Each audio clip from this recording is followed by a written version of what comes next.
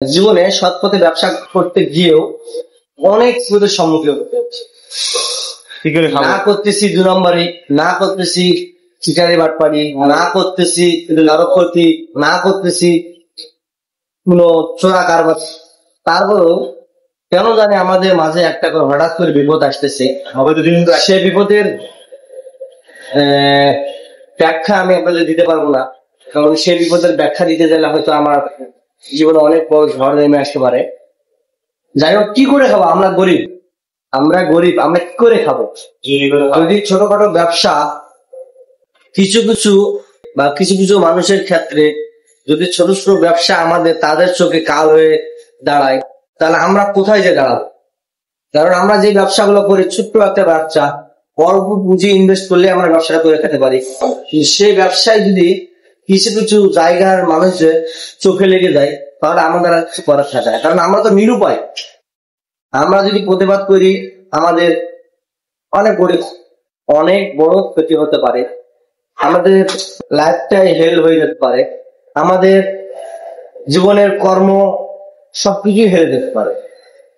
কারণ আমরা আমাদের টাকায় ব্যবসা করতে আসছি, ব্যবসা করতে এসে আমরা ট্যাক্স দিচ্ছি, ট্যাক্স দেওয়ার পরও যদি আমাদেরকে কৈফিয়ত দাঁড়িয়ে দিতে হয়, তাহলে আমরা কোথায় গিয়ে দাঁড়াবো?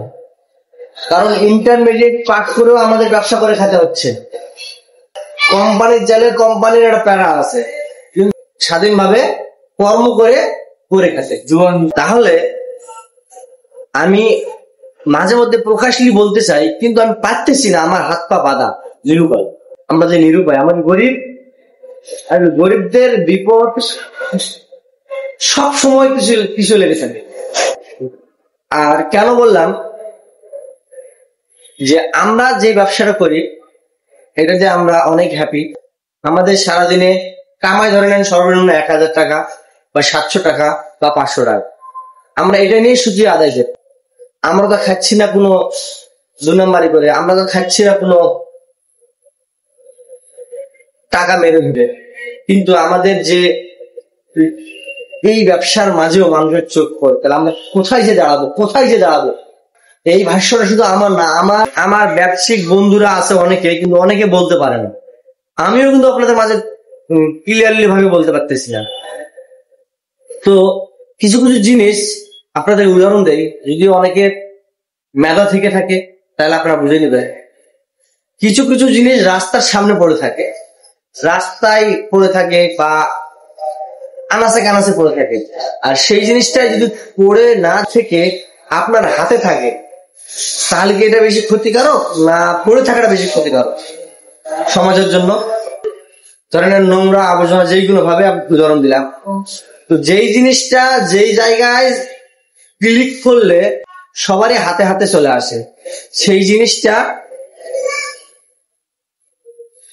জিনিসটার কারণে যদি কোনো ব্যবসায়িক ভাইদের ক্ষতি হয়, তাহলে কি এই দায়টা কি ব্যবসায়িক ভাইদের, না যেই জায়গাটা ক্লিক করলে পাওয়া যায় সেই জায়গাটা? আমি কাউকে মিন করে কথা বলতেছি না, শুধু আমি জিনিসটা আপনাদের ব্যাখ্যা দিলাম বোঝানোর জন্য। যারা আমাদের এই কর্ম লেভেলের মানুষ তারাই বুঝতে পারবে। সত্যি কথা বলতেছি, একমাত্র যারা আমাদের এই ব্যবসার সঙ্গে রিলেটেড তারাই বুঝতে পারবে। তো আসলে ভাই আমরা করে খেতে চাই। হ্যাঁ, যদি আমাদেরকে বলা হতো যে তোমার কাছে এই চার্জারটা রাখা হবে না, বা এই ব্যাটারিটা রাখা হবে না, বা এই কোম্পানিটা রাখা হবে না, তাহলে আমরা আজীবন কখনো কি রাখবো? কেউ রাখবো না। কিন্তু আমরা শিওরলি বুঝতে পারতেছি না যে কোন জিনিসটা আমরা রাখলে বিপদে পড়বো আর কোন জিনিসটা না রাখলে আমরা বিপদে পড়বো না। এখন আমরা বলি ভাই, সত্য কথা বলতেছি, আমরা কিন্তু মধ্যবিত্ত ঘরের ছেলে পেলে, আমরা ছোট্ট একটা ইনভেস্ট করি, এটার মাঝে আমাদের রুজি রোজগার, এটা আমাদের পরিবার পরিজন সবাই খেয়ে পরে বেঁচে থাকে। আমরা না পাচ্ছি সরকারি চাকরি, না পাচ্ছি আমাদের সরকারি চাকরিজীবীদের মাধ্যমে সরকারি চাকরি পেতে, দেখা গেল কোম্পানির কাছে চাকরি করব, কোম্পানির আন্ডারে 10 দিন করতেছি, 20 দিন পরে আর কোনো কাজের ভুল দেখে আমাকে কোম্পানি থেকে বাহির করে দিবে। আর আমার ব্যবসা, আমার স্বাধীনতা, আমার বিলাসিতা, এই ব্যবসা, আমার ইচ্ছা হলো আমি ব্যবসা বন্ধ করলাম, পরে বাসায় যেয়ে ঘুমাবো, ইচ্ছা হলো ব্যবসা বন্ধ করে আমি আমার মাঠে যে আমি খাটবো, কিন্তু কোম্পানির আন্ডারে যখন আমি চাকরি করবো তখন তো আমি তা পারবো না। তাহলে কেন আমাদের এই অসহায় দরিদ্র মানুষদের এই সমস্যা, এটার কৈফিয়ত আমরা পাবো কোথায়? আপনারা যারা বুঝতে পারবেন তারা আমাকে কমেন্ট বক্সে কমেন্ট করবেন। আসলে আমি কিন্তু কাউকে মিন করতেছি না, আমি আমাদের কষ্টটা, আমাদের দুঃখটা আমি শুধু আপনাদের সামনে শেয়ার করলাম। বন্ধুরা, যদি আমার কথাগুলো ভালো লেগে থাকে অবশ্যই কমেন্ট করবেন বেশি বেশি, এবং আমার কথাগুলো যদি আপনাদের ভালো লেগে থাকে, যুক্তিসম্মত মনে হয়, তাহলে অবশ্যই লাইক করবেন।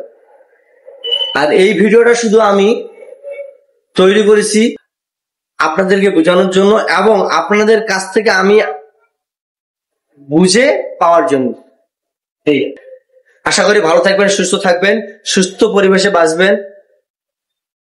মানুষের বিপদে আপদে পাশে এসে দাঁড়াবেন।